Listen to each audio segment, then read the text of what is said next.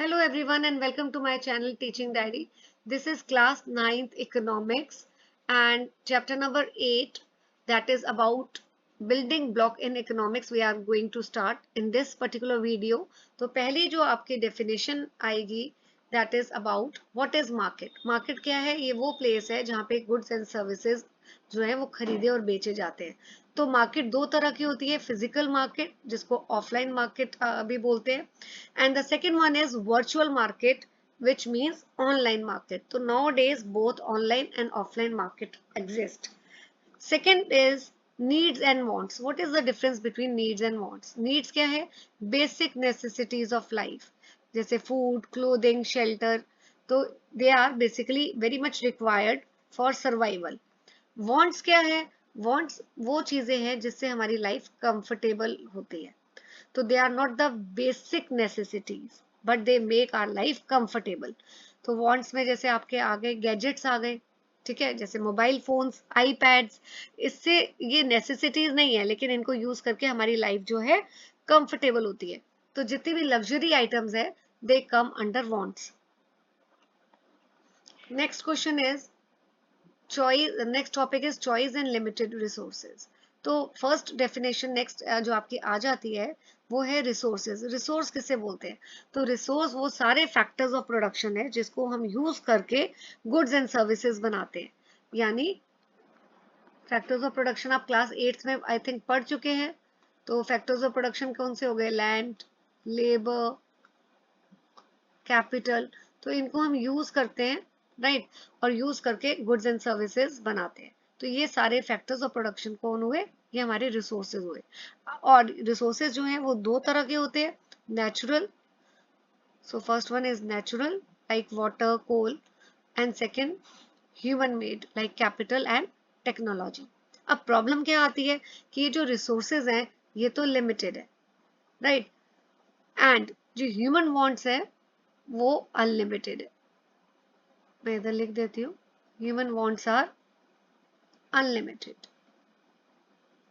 Right. तो ये resources limited है एंड साथ में ये जो रिसोर्सेज हैं they are put to many alternative uses. जैसे इस डायग्राम में आप देखिए कि स्टील एक रिसोर्स है, right, this is a resource and this steel can be use to make medical equipment, refrigerator, aircraft. तो इस स्टील के काफी सारे ऑल्टरनेटिव यूजेस हैं. सो जब हम एक ऑल्टरनेटिव को चूज करते हैं तो हम दूसरा ऑल्टरनेटिव गिव अप कर देते हैं, सेक्रीफाइस कर देते हैं. तो जो रिसोर्स हम सेक्रीफाइस करते हैं, the value of what is given up is called opportunity cost. इसको मैं एक बारी और एक्सप्लेन कर देती हूँ. जैसे अभी मैंने आपको बताया कि स्टील एक रिसोर्स है जिससे ये जिसके ऑल्टरनेटिव रिसोर्सेज हैं. हम मेडिकल इक्विपमेंट बना सकते हैं, रेफ्रिजरेटर बना सकते हैं, एयरक्राफ्ट बना सकते हैं, बट स्टील तो हमारा लिमिटेड रिसोर्स है. तो बस उसके यूजेस बहुत हैं. जब हम एक ऑल्टरनेटिव सिलेक्ट करते हैं, जैसे इफ आई हैव ऑप्टेड कि by using steel I will make medical equipment. तो अगर मैं स्टील को यूज करती हूँ और मेडिकल इक्विपमेंट बनाती हूँ, right, so what I am sacrificing, what I am giving up, I am not making refrigerator. तो अगर मैंने मेडिकल इक्विपमेंट बनाया है स्टील से तो रेफ्रिजरेटर मैंने गिव अप कर दिया है, रेफ्रिजरेटर में नहीं बना रही. तो हम बोलते हैं कि opportunity cost of medical equipment is refrigerator and aircraft. तो जो चीज मैं नहीं बना रही हूँ, जो मैं गिव अप कर रही हूँ, जो मैं सेक्रीफाइस कर रही हूँ, right, so that is refrigerator and aircraft. तो अपॉर्चुनिटी कॉस्ट क्या हुई मेडिकल इक्विपमेंट की? Refrigerator and aircraft which I am giving up. तो आप जब एक अपॉर्चुनिटी अवेल कर रहे हैं, एक अपॉर्चुनिटी चूज कर रहे हैं, आपने कौन सी अपॉर्चुनिटी चूज की? आपने मेडिकल इक्विपमेंट बनाने की ऑल्टरनेटिव को चूज किया. So what opportunity you are sacrificing? You are sacrificing refrigerator, you are sacrificing aircraft, so that opportunity you are missing. तो हम बोलते हैं opportunity cost of medical equipment is refrigerator or aircraft. तो यहाँ पे एक बारी डेफिनेशन हम पढ़ लेते हैं। तो value of what is given up is called opportunity cost. Now, production possibility curve. This is very important topic from examination point of view. So, production possibility curve समझाने के लिए हम एक पहले केस लेते हैं कि एक फार्मर है, ठीक है, उसके पास लैंड है and with the help of land he can choose to grow either barley or wheat. तो उस लैंड में वो बार्ले ग्रो कर सकता है या वीट ग्रो कर सकता है। अब लैंड तो लिमिटेड है, इसी तरह वाटर और लेबर ये भी रिसोर्सेज हैं, दे आर ऑल्सो लिमिटेड। तो फार्मर को ये डिसाइड करना है कि उसको कौन सी क्रॉप कितनी ग्रो करनी है, कितनी क्वांटिटी में ग्रो करनी है। तो ये लेफ्ट साइड कॉम्बिनेशन दिए हुए हैं। कॉम्बिनेशन ए में उस लैंड में जो फार्मर है he can grow 0 quantity of barley and he can use the land to produce 100 kg wheat। ठीक है, एक तो ये कॉम्बिनेशन है कि फार्मर डिसाइड करता है कि वो बार्ले उस लैंड में सिर्फ वीट ग्रो करता है and he decides not to grow barley at all.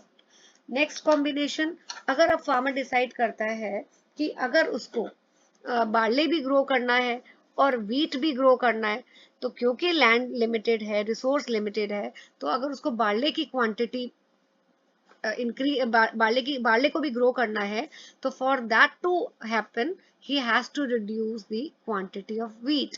तो जैसे एक ये लैंड है, राइट, इसमें पहले वो वीट ग्रो कर रहा था पूरी लैंड में। नाउ अगर फार्मर ने डिसाइड किया है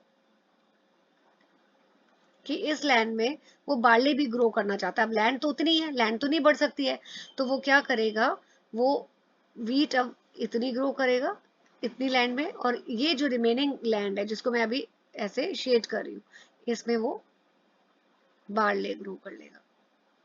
तो ऐसा कैसे पॉसिबल है कि अगर उसको बार्ले ग्रो करना है तो उसको वीट की क्वांटिटी को रिड्यूस करना पड़ेगा। व्हाई?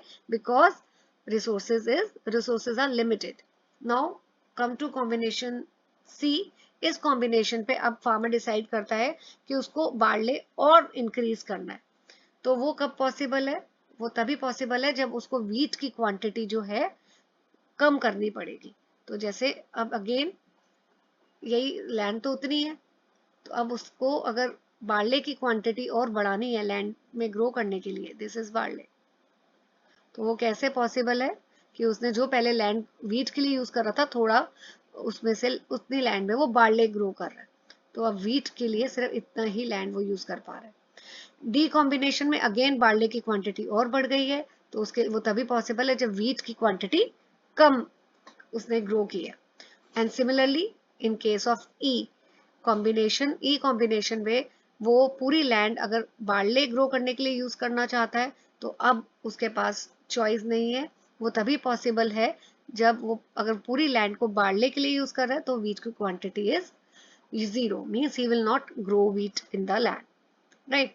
सो ये तो हमारा कॉन्सेप्ट हुआ कि पीपीसी का, कि जब हम ये वाले ऊपर के कॉम्बिनेशंस प्लॉट करते हैं ग्राफ में, ठीक है, एक्स एक्सिस में हम एक्स एक्सिस क्या रिप्रेजेंट कर रहा है? बार्ले, और वाई एक्सिस क्या रिप्रेजेंट कर रहा है? वीट।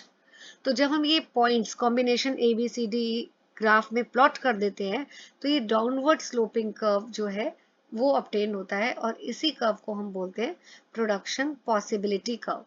तो ये जितने भी पॉइंट्स हैं कर्व के ऊपर A B C D and E, ये क्या शो करते हैं?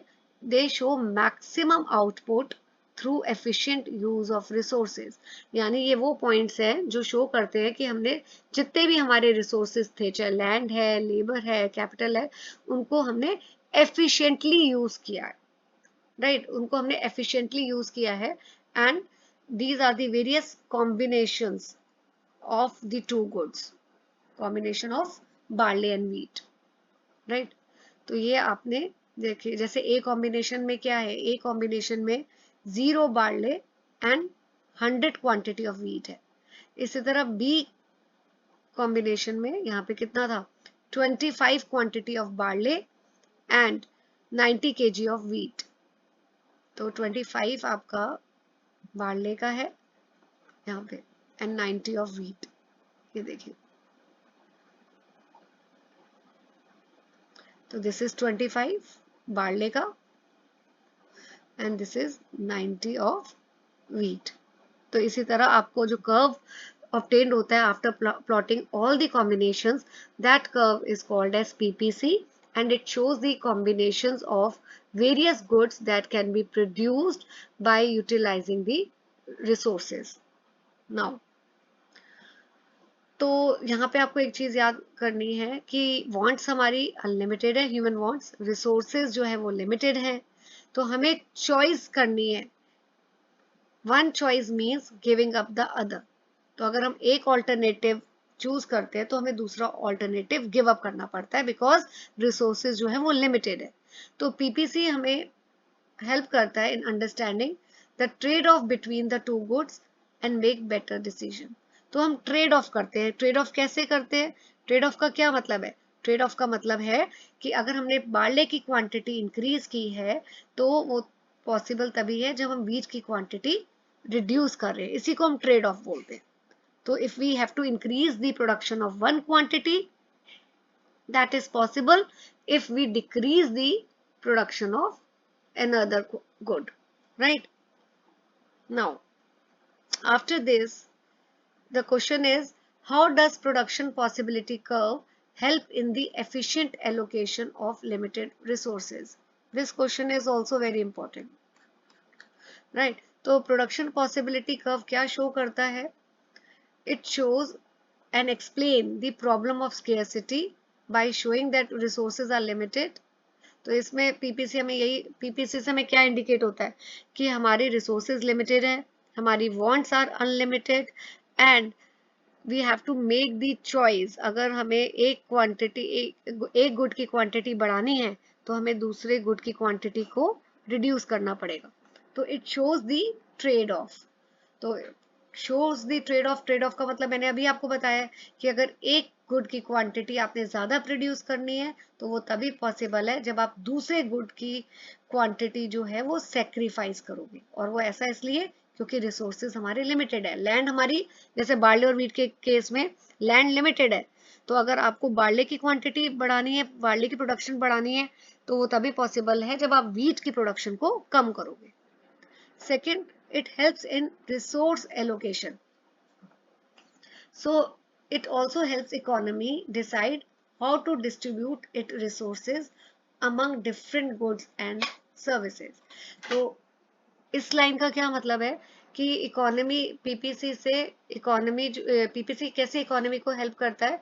क्योंकि economy is able to decide कि जो उसके लिमिटेड रिसोर्सेज है, जैसे लैंड, यहाँ पे इसी केस में लैंड को कैसे यूज करना है, कैसे डिस्ट्रीब्यूट करना है among the two different goods and services. Land को कैसे यूज करना है for barley and wheat production. तो इकोनॉमी जो है with the help of PPC decide करती है कि जो लिमिटेड रिसोर्स है लैंड, उसको कैसे यूज करना है among the different goods and services. Also PPC helps in decision making, right? PPC जो है डिसीजन मेकिंग में हेल्प करती है। सो पीपीसी कैसे हेल्प करती है? It shows the different combinations of the two goods. जैसे हमें combination A B C D and E, ये डिफरेंट कॉम्बिनेशंस थे। पीपीसी जो है जब हम इन कॉम्बिनेशंस को देखते हैं, ठीक है, और ये कॉम्बिनेशन क्या है? एक कॉम्बिनेशन है जिसमें बताया क्या था, 0 बार्ले एंड 100 वीट। इसी तरह बी कॉम्बिनेशन में 25 barley and 90 wheat and so on. तो ये जो कॉम्बिनेशंस हैं, इन कॉम्बिनेशन से गवर्नमेंट को, प्रोड्यूसर्स को हेल्प होती है and they make effective choice कि कौन सा कॉम्बिनेशन बेटर है, कौन सा कॉम्बिनेशन जो है उनको fruitful result देगा. So PPC help government and producer make efficient production choices. Now, what does economics deal with? अच्छा, one marker you can expect here also कि economics जो है ये कौन से word से derived हुआ है? From the Greek word oikonomia. तो oikonomia जो है दो word से बना है, oikos जिसका मतलब है household and नेमेन जिसका मतलब है management. So economics is called as, it is referred as household management. तो इकोनॉमिक्स बेसिकली क्या डील करता है? इकोनॉमिक्स डील करता है कि कैसे चॉइस की जाती है, how choices are made by utilising the limited resources in the best possible manner. तो चॉइस इकोनॉमिक्स क्या करता है? Economics deal with how we make the choice by using the limited resource in the best possible manner. Now, explain the importance of data in economic decision making. So, data क्या है? Data facts है, statistics है, collected together for reference और analysis. तो data basically देखिए, हम कोई भी decision लेते हैं, हम we take the decision based on various facts, on the basis of various statistics. अगर हम बिना facts के कोई भी decision लेंगे तो वो एक guess work होगा। इसलिए अगर हम कोई भी डिसीजन अपनी लेते हैं on which is based on facts, then that decision is a rational decision. तो डेटा का क्या रोल है? Role of data for families. सबसे पहले तो फैमिलीज के लिए डेटा क्या क्या रोल है? तो फैमिलीज जो है, ठीक है, they have money as a limited resource. तो फैमिली डिसाइड करती है कि उस पैसे को कैसे डिवाइड करना है अलग अलग जगह में। तो they allocate money for essential items. जैसे एसेंशियल आइटम्स क्या हो गई? Food, medicine, school supplies etcetera. तो फैमिली मनी को डिवाइड करती है एसेंशियल आइटम्स में, number one. Non essential items में, जैसे आपका entertainment, restaurant meals, and savings में, right, based on income and need. तो I will explain this point again. Data का क्या रोल है फैमिलीज के लिए? अब फैमिली के पास जो भी मनी है, राइट, उसको फैमिली जो है डिवाइड करती है तीन जगह: essential items, non essential items and savings, right. तो ये जो है सो डेटा जो है हेल्प करता है फैमिलीज को डिसाइड करने में कि कितना पैसा जो है वो एसेंशियल आइटम्स में स्पेंड करना है, कितना नॉन एसेंशियल में स्पेंड करना है, और कितना सेव करना है। Now, what is the role of data for government? Government क्या करती है? गवर्नमेंट के पास रेवेन्यू आता है, लोगों के जब लोग अपना टैक्स गवर्नमेंट के पास डिपॉजिट करते हैं तो वो गवर्नमेंट के लिए सोर्स ऑफ रेवेन्यू है। तो गवर्नमेंट उस रेवेन्यू को यूज करती है और प्लान करती है कि कितना गवर्नमेंट को स्पेंड करना है इंफ्रास्ट्रक्चर के ऊपर, वेलफेयर प्रोग्राम्स के ऊपर, राइट। और गवर्नमेंट जो है दे डिपेंड अपॉन रिपोर्ट्स। कौन सी रिपोर्ट्स? जैसे economic survey of India, right. तो गवर्नमेंट जो है इन रिपोर्ट्स के थ्रू डिसीजंस लेती है, इकोनॉमिक परफॉर्मेंस को रिव्यू करती है। So data is also very important for the government also. Then what is the role of data for enterprise? Enterprise जो है डेटा को यूज करके मार्केट के ट्रेंड्स को स्टडी करती है, डेटा को यूज करती है कि कंज्यूमर की प्रेफरेंसेस क्या है, परचेजिंग पावर कंज्यूमर की क्या है। तो डेटा के थ्रू ही पता लगता है कि कंज्यूमर किन चीज़ों को पसंद कर रहे हैं, उनकी इनकम कितनी है, उनकी स्पेंडिंग हैबिट्स कितनी है, उनकी परचेजिंग पावर कितनी है। सो द एंटरप्राइज यानी कि फर्म्स यानी organisation, they also need data, they rely on data to make the decisions. Similarly, role of data for economist. Economist जो है बहुत सारे ऑल्टरनेटिव स्टडी करते हैं, they study opportunity cost, data को यूज करते हैं to make the and how they use the data, from where they get the data. They get the data from government reports, financial statement. तो इस data को use करके वो they understand कि what is the, how much risk is there, how much opportunities are available. So data अगर नहीं है तो जो भी हम डिसीजन लेंगे वो प्योरली गेस वर्क होगी, ठीक है। तो इसलिए डेटा जो है अगर हम यूज करते हैं तो जो भी डिसीजन मेकिंग हम करते हैं on the basis of those data, that decision making turns out to be rational decisions. Now, scope of work of economist. Economist क्या क्या करते हैं? पॉलिसी मेकिंग करते हैं। सो गवर्नमेंट को गाइड करते हैं इकोनॉमिस्ट, टैक्सेशन के ऊपर और वेलफेयर स्पेंडिंग के ऊपर। Secondly, they also help in business consulting, firms को इकोनॉमिस्ट हेल्प करते हैं, राइट, उनकी एफिशिएंसी, उनकी ग्रोथ को प्लान करने में हेल्प करते हैं। Third, they also play important role in research and education. Fourth, they also advise the investors, investors को एडवाइज करते हैं कि कहाँ इन्वेस्ट करना है, so that profits can be maximised. Now what are the key question in economist? तो सबसे पहले तो ये आता है कि scarcity, how scarcity give rise to problem of choice. Scarcity से प्रॉब्लम ऑफ चॉइस कैसे होती है? स्केर्सिटी की वजह से एक प्रॉब्लम अराइज होती है, and that problem is problem of choice. So let me just highlight this.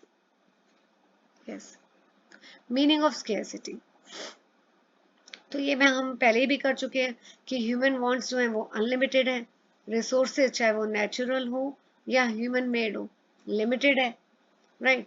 तो ये जो मिसमैच है, अनलिमिटेड वांट्स और लिमिटेड रिसोर्सेज, ठीक है, इसी मिसमैच को हम बोलते हैं स्केर्सिटी, कि वांट्स तो अनलिमिटेड है लेकिन जो रिसोर्सेज है वो लिमिटेड है। तो ये जो मिसमैच है, इसी को हम क्या बोलते हैं? स्केर्सिटी। और स्केर्सिटी की वजह से ही जो है प्रॉब्लम ऑफ चॉइस होती है। क्यों होती है? वाई?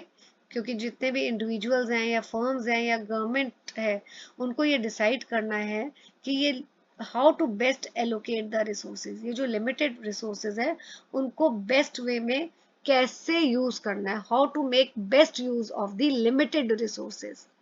तो ये जो चॉइस है, राइट, इसी की वजह से जो चॉइस की प्रॉब्लम आ जाती है, बिकॉज रिसोर्सेज तो लिमिटेड हैं, तो उन रिसोर्सेज को हमें यूज करना है इन द बेस्ट पॉसिबल मैनर। जैसे मैंने आपको बताया था कि रिसोर्स जैसे स्टील जो है वो लिमिटेड है, उससे हम रेफ्रिजरेटर बना सकते हैं, मेडिकल इक्विपमेंट बना सकते हैं, एयरक्राफ्ट बना सकते हैं। तो अब हमें देखना है कि उस लिमिटेड रिसोर्स से हम कौन सी, कैसे हम उस लिमिटेड रिसोर्स को यूज कर सकते हैं ना best possible manner, so that leads to problem of choice. Now यहाँ पे देखिए लिखा हुआ है कि अनलिमिटेड वांट्स और लिमिटेड रिसोर्सेज, इसी मिस मैच को हम क्या बोलते हैं? स्केर्सिटी। और स्केर्सिटी की वजह से ही प्रॉब्लम ऑफ चॉइस आती है, राइट। अब तीन मेन क्वेश्चंस हैं economy, basically that economics seeks to address, that is what to produce, how to produce, for whom to produce. What to produce का क्या मतलब है? व्हाट टू प्रोड्यूस का मतलब है कि डिसाइड करना कौन से गुड्स एंड सर्विसेज बनाए, राइट। सो जैसे एग्जांपल यहाँ पे दिया है, एक फार्मर है, उसको चूज करना है कि वो शुगर केन बनाए या मिलेट्स एंड पल्सेस ग्रो करे। तो शुगर केन अगर वो ग्रो करता है तो उसकी वजह से प्रॉफिट्स उसको ज़्यादा होते हैं, क्योंकि एंड शुगर इंडस्ट्री को काफ़ी उससे ग्रोथ मिलती है।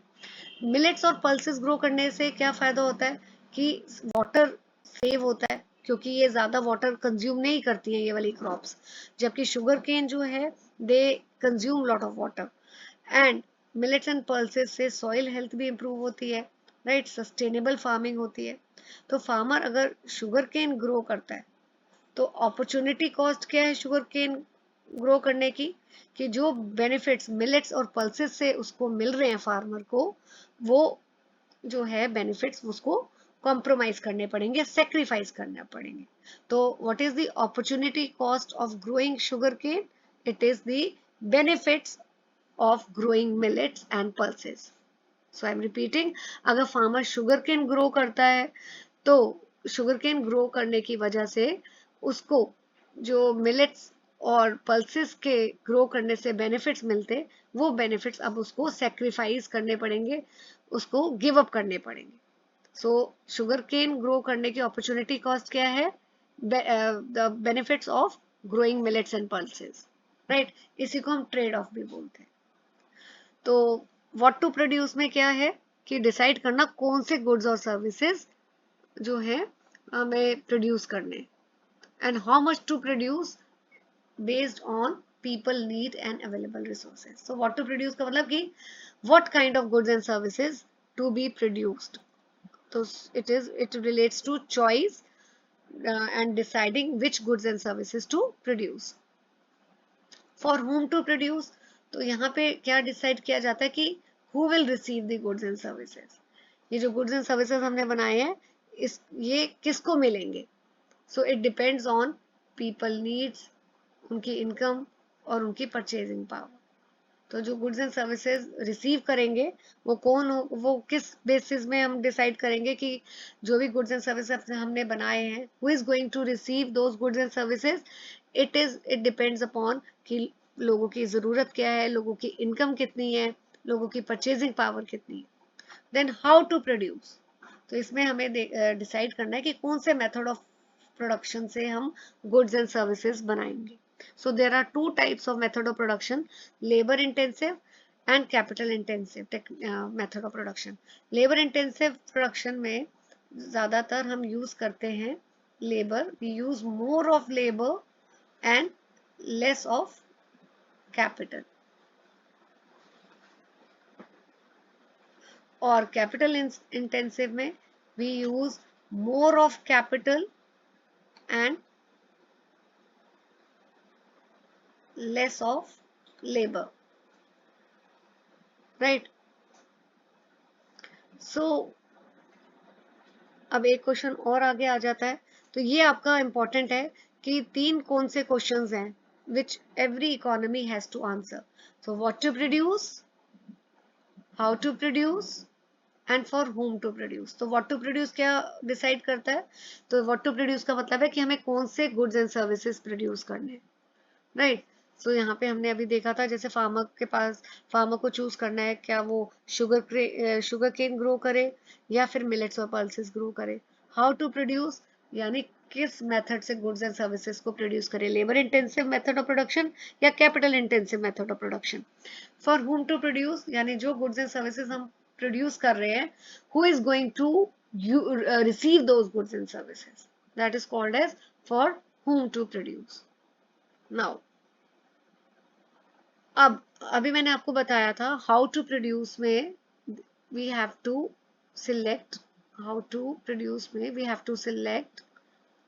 Out of 2 methods of production, that is labour intensive और capital intensive technique of production. लेकिन कोई भी जो हम लेबर इंटेंसिव चूज करें या कैपिटल इंटेंसिव चूज करें वो हम कैसे चूज करेंगे, it depends upon various factors. It depends upon cost of capital, choice of technology, nature of product, availability of factors of production and their relative cost, government laws and regulation. तो अभी इसको एक एक point को मैं explain कर देती हूँ कि जैसे कॉस्ट ऑफ कैपिटल, अगर मशीन्स हमारी एक्सपेंसिव है तो उस केस में हम labour intensive technique of production prefer करेंगे.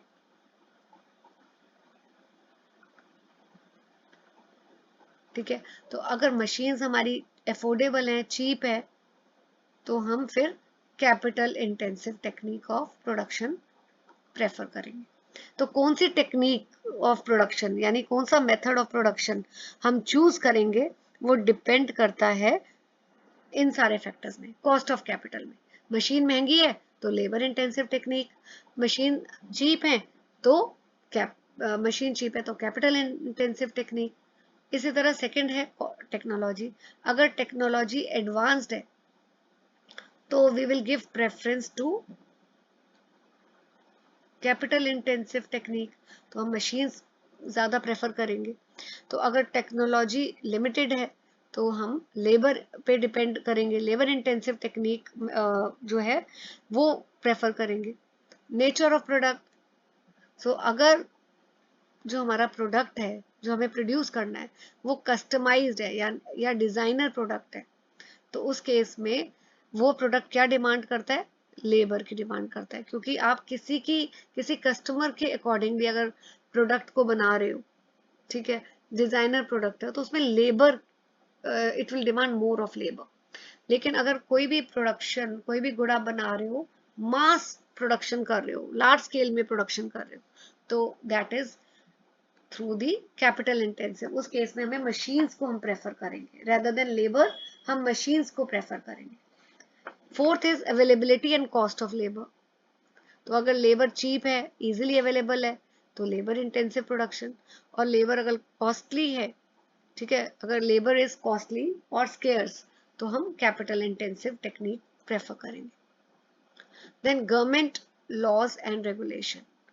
सो लेबर लॉज क्या है, गवर्नमेंट इंसेंटिव्स क्या है मशीनरी के लिए, तो it also influences the choice of production method. क्या है इस लाइन का मतलब, ये आगे 2 पॉइंट्स में मैं आपको एक्सप्लेन कर देती हूँ कि जैसे लेबर लॉज है कि मिनिमम वेज मिलना चाहिए, या वर्कर की सेफ्टी के ऊपर भी लॉज है, तो उसकी वजह से जो है it leads to increase the cost of hiring worker.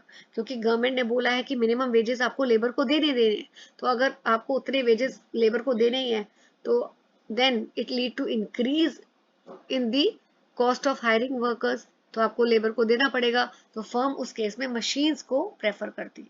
लेकिन अगर गवर्नमेंट आपको टैक्स बेनिफिट्स देती है, सब्सिडीज देती है मशीनरी खरीदने के लिए, तो in that case also you will prefer more of machines, क्योंकि गवर्नमेंट आपको बेनिफिट दे रही है मशीन को खरीदने के लिए, तो फर्म्स उस समय मशीन को खरीदती है। तो गवर्नमेंट के रूल्स क्या है, रेगुलेशंस क्या है, वो also influence the choice of method of production, right. Now economic system, there are 3 types of economic system: planned economy, market economy and mixed economy. What is planned economy? Planned economy वो system है जहां पे government जो है वो control करती है सारे रिसोर्सेज को, मेथड्स ऑफ प्रोडक्शन को, सारे डिसीजंस कौन लेती है, गवर्नमेंट लेती है।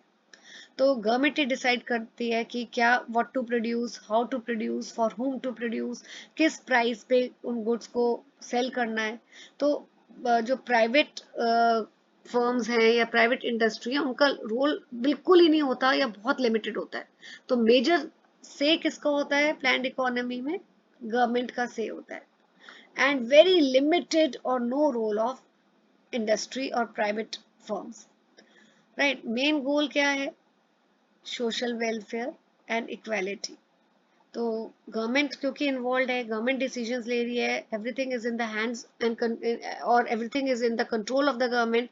तो मेन ऑब्जेक्टिव क्या है ऐसी इकोनॉमी का, social welfare and equality, profit motive नहीं है, ठीक है। तो जैसे USSR followed this model, example में दिया हुआ है। एम मेरिट्स क्या है, तो मेरिट्स क्या है, equal distribution of wealth. Government का मेन मोटिव क्या रहता है कि जितना भी जो गैप है बिटवीन रिच एंड पुअर, उस गैप को बहुत कम करे, रिड्यूस करे, और to ensure basic needs to all the citizens. But demerit क्या है, क्योंकि सब कुछ गवर्नमेंट ही कंट्रोल कर रही है, राइट।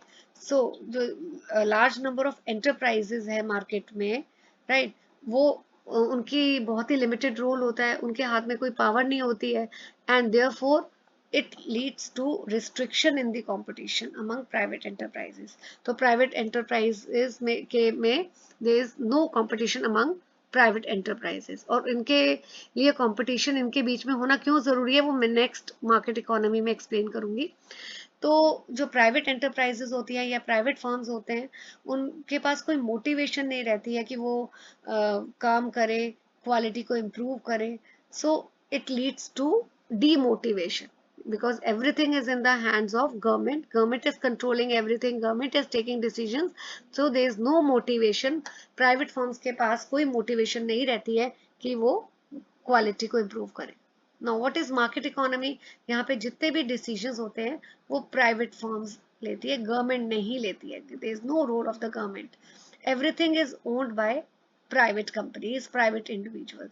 तो गुड्स के प्राइजेस कैसे डिसाइड होते हैं, by the forces of demand and supply. तो अभी मैं आपके बुक में तो नहीं है, बट मैं आपको वैसे बता देती हूँ कि ये डिमांड कर्व है, दिस इज सप्लाई कर्व।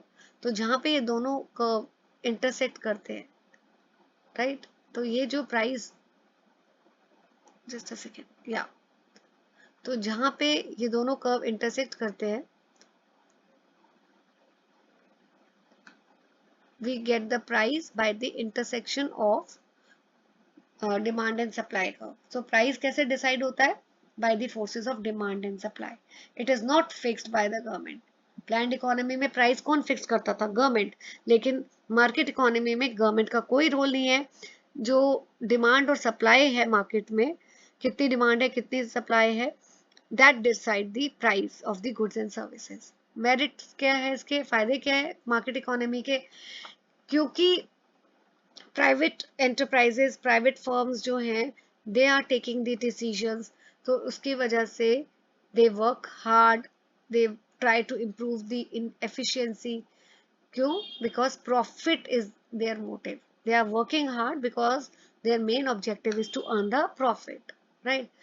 साथ में बहुत सारे प्रोड्यूसर्स जो है वो प्रोडक्ट्स बना रहे हैं, सो इससे कंपटीशन होता है उसमें, उनके बीच में, तो they try to improve the quality of their product, and it leads to innovation also, right? So government जो है यहाँ पे डिसाइड नहीं करती है, मैंने आपको पहले ही बताया है प्राइस कैसे सेट होता है, on the basis of demand and supply.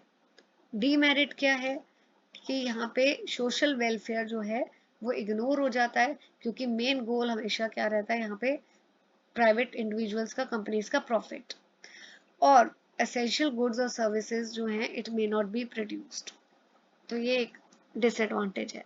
Now what is mix economy? Mix economy वो इकोनॉमी है जिसमें मार्केट इकोनॉमी और प्लान्ड इकोनॉमी के दोनों के फीचर्स हैं।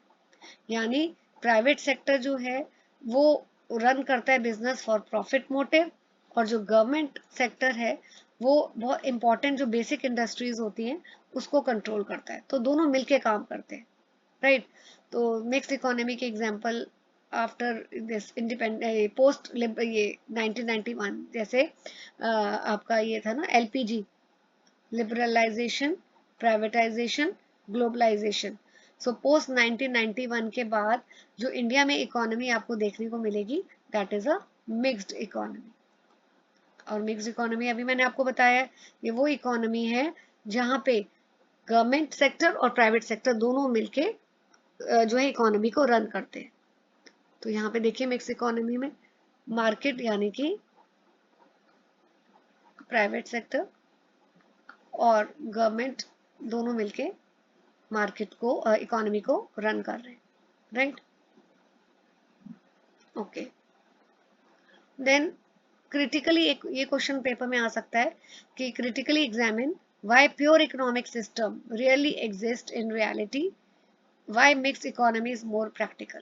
कि क्यों जो है प्योर इकोनॉमिक सिस्टम यानी ऐसा क्यों है कि सिर्फ और सिर्फ हमें मार्केट इकोनॉमी या सिर्फ और सिर्फ प्लान्ड इकोनॉमी जो है वो एग्जिस्ट नहीं करती, ज़्यादातर केसेस में मिक्स इकोनॉमी ही प्रैक्टिकल लगती है। तो ऐसा जब क्वेश्चन आएगा आपको लिमिटेशंस बतानी है प्लान्ड इकोनॉमी की और लिमिटेशंस बतानी है मार्केट इकोनॉमी की। तो यहाँ देखिए ये जो हमने ऊपर भी किया था ना लिमिटेशंस, आपको ये वाली लिमिटेशंस बतानी है मार्केट इकोनॉमी की भी और लिमिटेशंस बतानी है प्लान्ड इकोनॉमी की, तो दोनों को कंबाइन कर देना है और उसके बाद आप यही लिखेंगे कि मिक्स इकोनॉमी जो है यहाँ पे गवर्नमेंट भी और प्राइवेट सेक्टर दोनों मिलके काम करते हैं, और गवर्नमेंट अगर इन्वॉल्व है तो फेयर कंपटीशन होता है, वेलफेयर प्रोग्राम्स होते हैं, राइट। और अगर प्राइवेट सेक्टर जो है मिक्स इकोनॉमी में उनका क्या रोल है, क्योंकि वो उनका मेन ऑब्जेक्टिव प्रॉफिट होता है, तो they work in improving the quality of the product, they it leads to innovation, it leads to competition. Now ये एक और शॉर्ट क्वेश्चन आप से पूछा जा सकता है कि right a short note on economic survey. तो इकोनॉमिक सर्वे क्या है? एनुअल रिपोर्ट है जो मिनिस्ट्री ऑफ फाइनेंस प्रिपेयर करती है, तो ये it is presented in parliament, right. तो ये इकोनॉमिक सर्वे जो है क्या, इसका क्या रोल है? ये रिव्यू करती है कि हमारी इकोनॉमी ने लास्ट ईयर कैसे परफॉर्म किया है, जो हमारे डिफरेंट सेक्टर्स हैं जैसे एग्रीकल्चर, इंडस्ट्री, सर्विसेज, राइट, और बाकी एरियाज, एजुकेशन, हेल्थ, तो इन सारे सेक्टर्स को स्टडी करती है economic survey. And it also tales कि कौन कौन से फ्यूचर में चैलेंजेस हो सकते हैं, कौन कौन सी अपॉर्चुनिटी हो सकती है, हमारी इंडियन इकोनॉमी कैसे परफॉर्म कर रही है और क्या स्टेप्स गवर्नमेंट को लेने चाहिए ताकि हमारी इकोनॉमी में बेटर ग्रोथ और डेवलपमेंट हो सके। तो this is about the entire chapter, and इसके जो MCQs हैं related to this particular chapter, I will also try to cover that. So till then, stay tuned to my channel. Please hit the like button, share and subscribe to my channel. Thank you for watching the video.